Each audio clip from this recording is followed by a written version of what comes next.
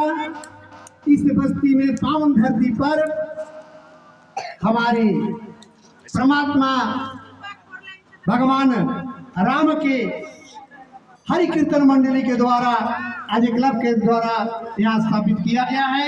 मैं जितना भी लोग आए हैं, दीदी भैया बहन माता पिता, मैं सबको बार बार प्रणाम करता हूँ और मैं भैया लोगों से विनती करता हूँ इस पावन धरती पर छतरपुर पर हमेशा हम लोगों के द्वारा कुछ न कुछ सिखलाने का काम करें कि ताकि हमारा देश आगे बढ़े और एक सूत्र में बंधे।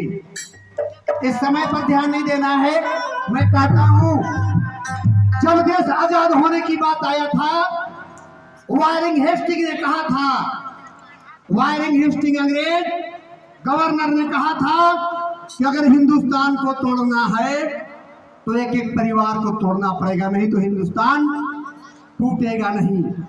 जैसे एक बोझा लकड़ी को हम बांधते हैं और बांधने का उस बोझा के लकड़ी को तोड़ने का प्रयत्न करते हैं, वह लकड़ी बिल्कुल नहीं टूटेगा। अगर उसी बोझा के लकड़ी को हम अलग अलग कर देंगे तो वह टूट जाएगा, बिल्कुल टूट जाएगा और पूरा अंग्रेजों का स्थान यहाँ पर आ जाएगा।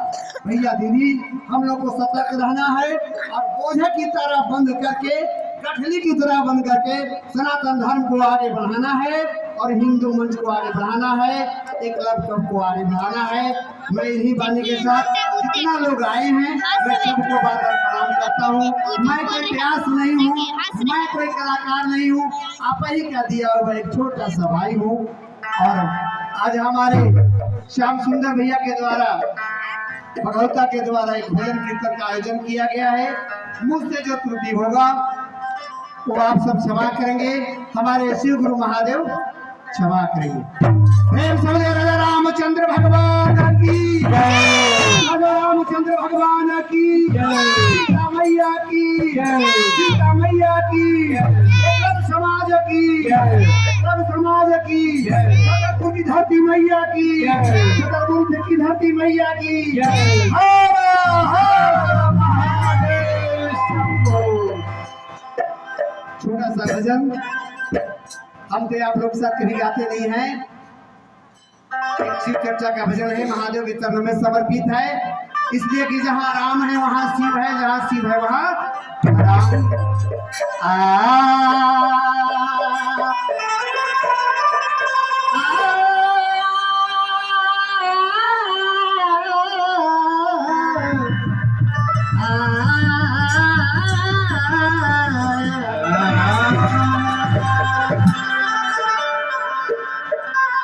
तोहरे दुआरी आए गुरु जी मगले बाजारे, तोहरे दुआरी आए गुरु जी,